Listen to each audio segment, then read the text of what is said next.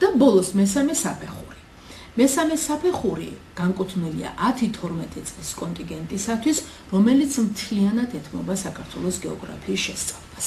ეხლა საუბარი იმაზე არის, რომ ფაქტიურად, როდესაც მესამე საფეხურზე გადადიან ბავშვები, პირველ რამოდენიმე გაკვეთილში ისინი იმეორებენ იმ ცნებებს, რომელიც წინა წელს შეისწავლეს, მაგრამ მესამე საფეხურზე უკვე ძირითადი აქცენტი კეთდება საქართველოს რეგიონების შესწავლაზე, ესე იგი თუ კი მეორე საფეხურზე ფაქტიურად ბავშვებს ვაცნობდით საქართველოს გეოგრაფიულ ობიექტებს, ანუ ეს იყო ხმელეთის ზედაპირის სხვადასხვა ფორმები, ტბებს, მდინარეებს, დაბლობებს, ვაკეებსა და ასე შემდეგ. მესამე საფეხურზე უკვე გადავდივართ რეგიონების შესწავლაზე და ვაცნობ საქართველოს რეგიონებს, საქართველოს მხარეებს, საქართველოს პროვინციებს, როგორც არის კახეთი, იმერეთი, რაჭა, ლეჩხუმი, სვანეთი და ასე შემდეგ. აქ ინფორმაცია ბევრად უფრო ჭარბია, ვიდრე მეორე საფეხურზე იყო, ანუ ფაქტიურად ემატება ინფორმაცია საქართველოს ტერიტორიისა და საზღვრების შესახებ, საქართველოს ბუნებრივი რესურსების შესახებ, ცალკეული კუთხეების, რელიეფის ფორმების შესახებ, მოსახლეობის, ჩაცმულობის, ტრადიციების, წესჩვეულებების, მოსახლეობის ძირითადი საქმიანობის შესახებ და ასე შემდეგ. თუმცა ინფორმაცია საკმაოდ საინტერესო არის და გარდა ამისა, ამას ემატება კიდევ ერთი მომენტი. უკვე ამ ასაკში გულისხმობთ, რომ ბავშვების ნაწილს ნანახი უნდა ჰქონდეს გარკვეულწილად და ნამყოფი იყოს თავის ქვეყანაში. შეიძლება საქართველოს ყველა კუთხე არა, მაგრამ ცალკეულ მხარეში, საიდანაც ოჯახი, ბავშვის ოჯახი წარმოშობით არის, ფიქრობთ, რომ ზოგიერთ ბავშვს საშუალება ექნებოდა, რომ ჩასულიყო, თავისი თვალით ენახა თავისი ქვეყანა, გაცნობოდა ადგილობრივ მოსახლეობას. ანუ გარდა იმისა, რომ რა ინფორმაციაცაც მოსწავლე ღებულობს მასწავლებლისგან, ბავშვსაც უკვე საკმაო ინფორმაცია გააჩნია. გარდა ამისა, არ უნდა დაგვავიწყდეს, რომ ფაქტიურად ემიგრაციაში ოჯახის წევრებს მუდმივი თითქმის ყოველდღიური სატელეფონო კავშირი აქვთ თავიანთ ნათესავებთან, სხვა ოჯახის წევრებთან, რომლებიც საქართველოში ცხოვრობენ. ყველაფერი ეს ერთდროულად ამზადებს მოსწავლეს იმისათვის, რომ უფრო აქტიურად, უფრო იოლად, უფრო სახალისოდ მიიღოს ინფორმაცია საქართველოს რეგიონების შესახებ და რაც მთავარია, თავად იყოს ჩართული ამ ინფორმაციის მიღებაში. თუნდაც ინფორმაციის მიწოდებაში. ჩვენ გულისხმობთ, რომ დაუშვათ ბავშვების ნაწილი დასავლეთ საქართველოდან არის, ბათუმიდან არის, ზუგდიდიდან არის, ესტაფონიდან არის, ნაწილიც აღმოსავლეთ საქართველოდან, თელავიდან, გორიდან, თბილისიდან. ისინი იგულისხმებენ, რომ ერთმანეთს უზიარებენ შთაბეჭდილებას. ანუ მხოლოდ მასწავლებელი კი აღარ რჩება პასიური გადამცემი ინფორმაციისა. თავად ბავშვებს აქვთ უკვე ინფორმაცია საქართველოს ცალკეული კუთხეების შესახებ. მაგრამ მიუხედავად იმისა, რომ სასწავლო კურსი მოიცავს მთლიანი ქვეყნის, ანუ მთელი ქვეყნის ყველა რეგიონის შესახებ ინფორმაციას, მაინც ვთვლით, რომ იოლი არ იქნება ამ ყველა ცნების აღქმა და დამახსოვრება ბავშვის მიერ. ამიტომ შესაძლებელი არის მასწავლებელმა შემოიტანოს ეგრეთ წოდებული ფოკუსის წერტილი. ანუ ძალიან მნიშვნელოვანი ობიექტით მიანიშნოს ბავშვს, რომ ეს მხარე დაუშვათ საუბრობს კახეთზე, ხო? აი აქ ძალიან მნიშვნელოვანი ფოკუს წერტილი აიღოს და ამით დაამახსოვროს მოსწავლეს, რომ კახეთი ის მხარეა, სადაც ეს მნიშვნელოვანი ობიექტი მდებარეობს. აი მაგალითად, ბათუმი, რომელიც ორი სურათი არის მოცემული, მე მქონდა საშუალება, რომ აი ეს სურათები თავად გადამეღო, ანუ ბათუმის ბულვარი მნიშვნელოვანი ობიექტი არის თავად ქალაქის სინამდვილეში და ბათუმის შავი ზღვის სანაპიროზე და გვერდით აჭარის შავი ზღვის სანაპირო. ანუ მასწავლებელი აქცენტს აკეთებს ბათუმი აჭარაში მდებარეობს. ანუ ბათუმი აჭარის დედაქალაქი არის. შესაბამისად, აჭარა შავი ზღვის სანაპიროზე მდებარეობს. აი მაგალითად, ქალაქი ქუთაისი, ხო? ქალაქი ქუთაისის დამახსოვრება ყველაზე იოლად შესაძლებელი არის ბაგრატის ტაძრით, რომელიც ფოტოზე ძალიან კარგად ჩანს. გარდა ამისა, არ უნდა დაგვაუწყდეს ერთი მომენტი, რომ უკვე მესამე საფეხურზე ბავშვები ისეთივე სრული კურსით სწავლობენ საქართველოს ისტორიას, რომელიც ჯერ კიდევ მეორე საფეხურზე დაიწყეს, როგორც საქართველოს გეოგრაფიას. ანუ თავად ობიექტი, როგორც არის ბაგრატის ტაძარი, როგორც არის გელათის ტაძარი, ხო? და ასე შემდეგ, თავად ობიექტი უკვე მათ სმენიათ საქართველოს ისტორიის კურსში. ამით იმის თქმა მსურს, რომ მხოლოდ გეოგრაფიაში პირველად ეს ცნებები არ შემოდის. ამდენად ასეთი მნიშვნელოვანი ობიექტებით იოლი იქნება დასამახსოვრებლად, რომ ეს ობიექტი ამ რეგიონში მდებარეობს, ამ ქალაქში მდებარეობს, რომელიც ამ ხარეს კონკრეტულ კუთხეს ეკუთვნის. ანუ ბაგრატის ტაძარი ყოველთვის ასოცირდება ქუთაისთან, ხო? ქუთაისი იმერეთის თავარი ქალაქი არის, იმერეთის გული არის. მომდევნო ფოტოზე ქალაქი ფოთი, ხო? ფოთი უმნიშვნელოვანესი საპორტო ცენტრია, აცნობს მასწავლებელი ბავშვებს. ფოთი შავი ზღვის სანაპიროზე მდებარეობს და შავი ზღვის ძალიან მნიშვნელოვანი სტრატეგიული საპორტო ქალაქი არის.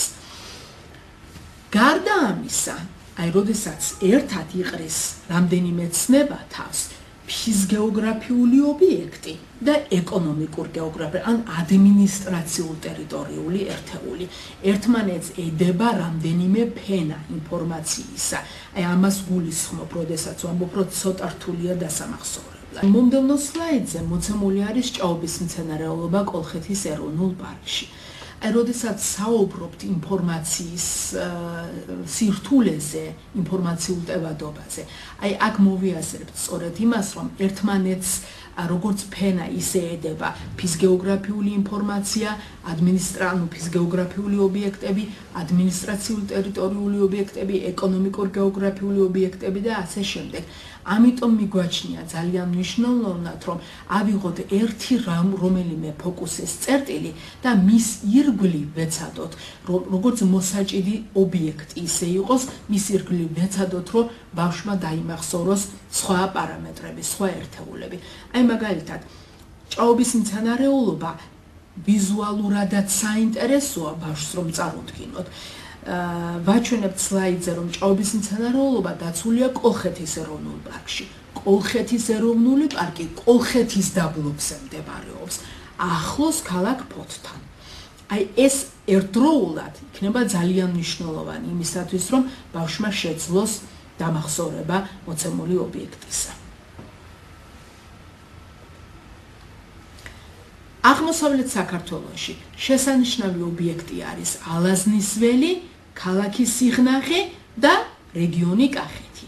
ანუ ბავშვს უნდა უთხრათ, რომ ალაზნის ველი მდებარეობს კახეთში. სიღნაღი ალაზნის ველს გადაჰყურებს. ერთ-ერთი ულამაზესი ქალაქი არის საქართველოს სინამდვილეში და ასე შემდეგ. ასეთი მაგალითები შეიძლება საკმაოდ მრავლად მოვიყვანოთ, უფრო კონკრეტულად ვისაუბრებ, როდესაც გაკვეთილის მოდელს წარმოვადგენ. საბოლოოდ მინდა გითხრათ, რომ აი აღნიშნული პროექტი უაღრესად მნიშვნელოვანი არის, ანუ გულისხმობ პროექტს, რომელსაც ახორციელებს დიასპორის სამინისტრო და საქართველოს მეცნიერებისა და განათლების სამინისტრო. ჩვენს მიერ პროექტი ფასდება როგორც ეროვნულ-პოლიტიკური ნაბიჯი, რომელიც ხელს უწყობს ახალგაზრდა ემიგრანტ თაობაში ეროვნულ-ტრადიციული ღირებულებების ჩამოყალიბებას. წარმოგიდგენთ კონკრეტულ მაგალითს ერთ-ერთი გაკვეთილისას. ეს არის მეორე საფეხურზე, ანუ განკუთვნილია 8-9 წლის ასაკობრივი ჯგუფისათვის. მიმართულება საქართველო და გარესამყარო. თემა გახლავთ საქართველო ჩვენი სამშობლო და სახელმძღვანელოში ეს არის მე-11 გაკვეთილი ბუნების მრავალფეროვნება, სათაურით ბუნების მრავალფეროვნება. მეორე საფეხურზე ძირითად სახელმძღვანელოდ აღებული არის ლია შალვაშვილის, მანანა მაჭავარიანის ჩვენი გარემო 4 მოსავლის წიგნი ბუნების მცოდნეობაში. გამომცემლობა შემეცნება 2009 წელი. გარდა ამისა, ბავშვები სარგებლობენ ჩვენი გარემო დაკვირვების დღიურით, იგივე ავტორების მიერ. პირველად მინდა წარმოგიდგინოთ გაკვეთილის სტრუქტურა. ამ გაკვეთილის მიზანი არის გააცნოს მოსწავლეებს საქართველოს უმნიშვნელოვანესი გეოგრაფიული ობიექტები. აქტივობები, რომელიც გაკვეთილზე უნდა შესრულდეს, არის კითხვა-პასუხი, საკლასო საუბარი, მუშაობა საქართველოს ფიზიკურ რუკაზე, მუშაობა სახელმძღვანელოსა და დაკვირვების დღიურზე და შთაბეჭდილებების გაზიარება. ბოლოს მასწავლებელი აძლევს საშინაო დავალებას. მოსწავლეთა ორგანიზება ხდება როგორც მთელი კლასი, ანუ სასწავლო პროცესში მონაწილეობს როგორც მთელი კლასი, ასევე ბავშვები მონაწილეობენ ინდივიდუალურად. კონკრეტული გაკვეთილი არ გულისხმობს თქვა წყილებში მუშაობას ან ჯგუფურ მუშაობას. ამ შემთხვევაში ძირითადად ორგანიზება ხდება მთელი კლასისა, ან მთელი კლასია ჩართული პროცესში, ან ინდივიდუალურად ახდენენ ბავშვების შედეგების წარდგენას.